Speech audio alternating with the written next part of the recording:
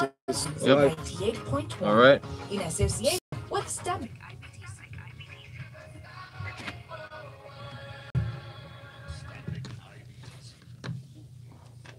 Welcome, Lagos, to the world of business. It's time for us to talk business with Rotus. Good morning. Good morning, Valentine. Lagos City and beyond. Good morning to you as well. Go on Twitter, follow us at Smooth91FM. Use that hashtag Lagos. Three losers. UAC Property Development Company was the top gainer, up by 10%, closed at 1 naira 87 kobo. Burger Paints was the top loser, also in the same margin, down by 10% though, closed at 6 naira 30 kobo. Well, we're still at 360 odd naira to the dollar, so that's been stable. So the United States, their own version of our MPC meeting, the FOMC, Federal Open Market Committee, they had their own meeting yesterday, and they hiked their rate again, I think 2%. They've been citing the strong economy, US, low unemployment, and so on and so forth. They've said that they will raise rates one more time before the end of this year, and at least 3 times in 2019. So what that means now is that, okay, for our impact here, if you guys have been following what's been going on, funds have been leaving Nigeria, emerging markets in general, going overseas because rates have been going up there. What I don't know is whether or not this latest hike in rates in the US was priced into it has been priced into our own market, because we could still see more funds flowing out of the country. As our guest from yesterday pointed out, we've lost about $3 billion has been spent by the central bank in defending the naira, because as dollars are moving out, they have to pump more back in to keep things going. So the reserves have been falling. Also, shout out to one of our listeners. We're calling Mighty Joe. He used to be my partner on Firstly Press back in the day. Yesterday, when I was talking about reserves, I said it in naira. I said 47 billion or 44 billion naira, and he panicked. He thought maybe the reserves had disappeared and we're now in naira instead of dollars. So shout out to our listeners that always keep me in check when I make such errors. So excuse that error from yesterday. So so there you go. As far as impact on our market, we'll have to see what happens. Again, there's one more rate increase. So when you now combine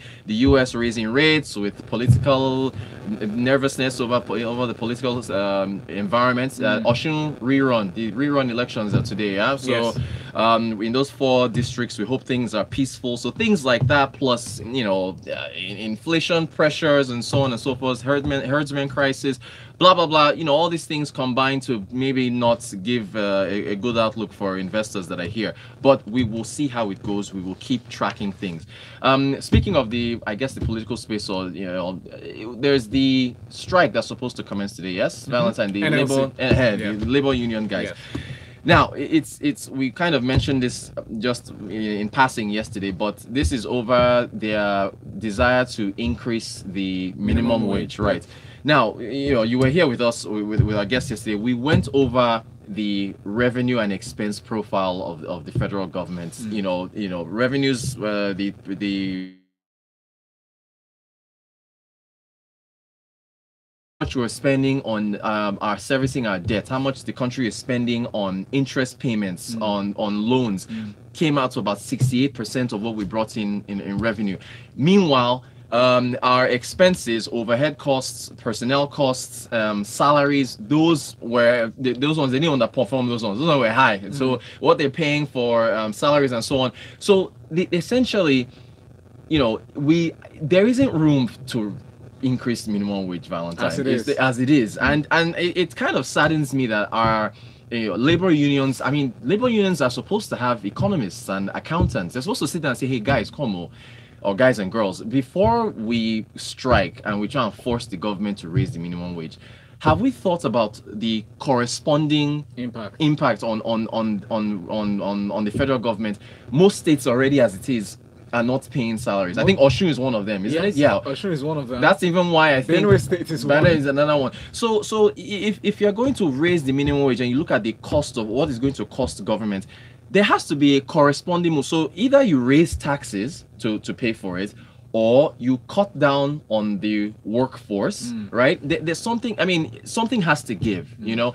So I don't know, maybe in the new year you will see fuel subsidies reduced. That's something I thought that they will hold government to account. They say, okay, look, you know what, we understand you're spending a lot of money on the fuel subsidies. Okay, they can tell them, look, we'll put pressure on them to either remove that so you can create room for them to be able to afford this minimum wage.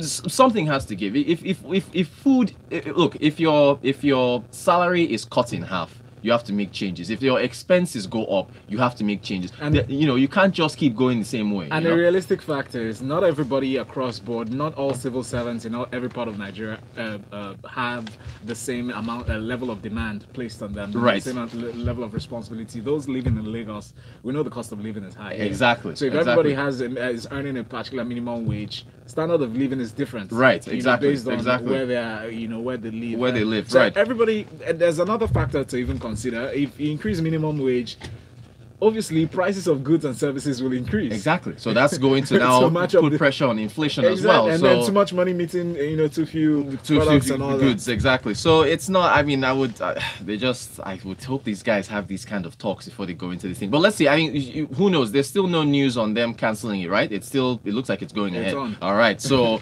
we will have to see how that goes. But again, you guys out there, I tell you, we can't afford to do this. It's not affordable. All right. Moving on to earnings reports. Fidelity Bank, they finally released their half-year results for 2018. If you guys remember, back in December of last year, they sent out a notification to the stock exchange saying that there was going to be a delay in their full year 2017 results as a result of what they call auditing. They said there was some auditing that had to be done. Also, half-year results, they also sent out a message to the stock exchange alerting shareholders and everyone else that their half-year results are also going to be delayed and they will be released sometime before the end of September. And so they came out and released that yesterday, and it was a decent result. It's actually decent. Their gross earnings were up by about 3% to 88 billion naira. Where Fidelity really performed was in their non-interest income. I think that increased by about 55% to 17 billion naira. So I think if you look at banks, if you're a shareholder, interest income to a bank is like oil to Nigeria. That's where they bring in most of their money. So if you're a shareholder like Nigeria, you want to see them bringing in further streams of income elsewhere. So for Fidelity Bank, very good performance with regards to non-interest income. So it came in with fees. Most of their fees came from the fact that they said 40% of their customers have enrolled in mobile internet banking products, and over 80% of total transactions were done on digital platforms. Very encouraging for a bank to see more people going the digital route and using more transactions on there. So they made a lot of fees. Also, their investments in things like derivatives, FX as well. They also made lots of money from that. On a quarterly basis, their profit before tax was up by about 61% to about 8 billion naira from Q1, which was about 4 billion. On an annual basis, year on year, up by 27%, 13 billion versus 10. Profit after tax was also positive. Let's see, year on year, 31% increase, 11.8 billion versus 9. On a quarterly basis, also pretty impressive, 55% increase to 7.2 billion naira versus 4.6. Also on the risk side of things, their impairments were lower. Non-performing loans were also lower. So it was a pretty decent result overall for Fidelity Bank. However, I will say this because of the fact that in fact the two reports I've read are both buy ratings. The stock closed at 1 naira 70 kobo. Both reports I read on Fidelity, they're looking at 3 naira for where they think the stock will go.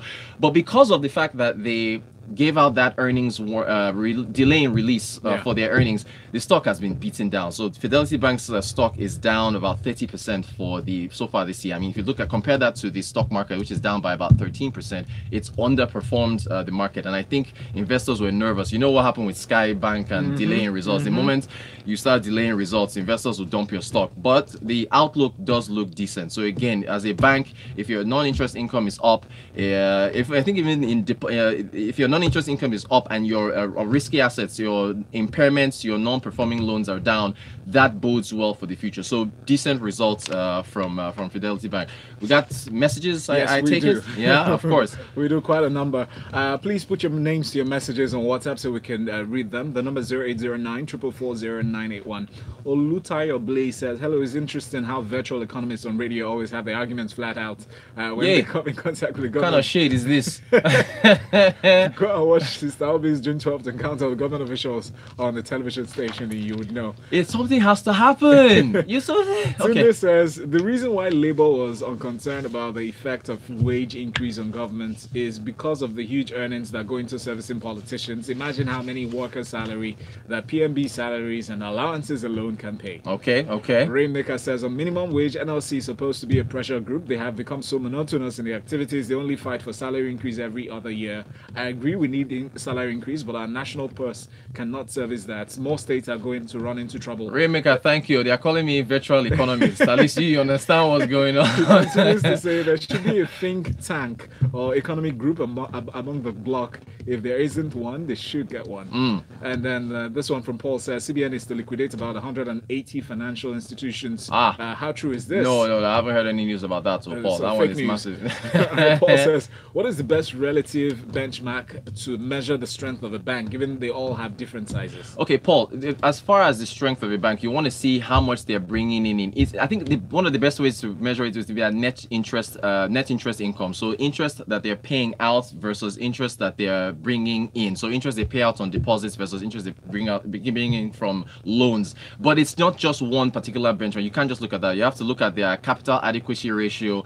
You have to look at their impairments. You have to look at non-performing loans. It's a mix of things because your worry is, look, this bank, the loans that you're giving out, are they going to go bad? And also, how much are you bringing in interest? So it's a number of things you have to look at. Can't just be one particular benchmark. We wrap up with Henry Manuel's message. He said, Rotus, I had a conversation with the Labour guy over the weekend, and he said the increase will be sourced from the current wage structure. He told me that it will not only have an effect on movement along the current wage curve and not a shift in the curve, but I did work the numbers and realized that just 2% increase in the wage will cause a shift in the wage curve. Labour folks can do with more thinking. Thank you, Henry Manuel. Appreciate that. Thank you so very much for everybody, to everyone who sent in messages on WhatsApp. We know that you can contact Rotus on Twitter at Rotanquote. ROTANKWOT. Holla at me. Thank you. Virtual economists and all.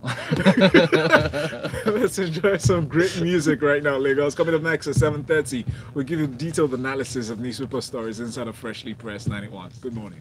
Business trends beyond the headlines. Well done.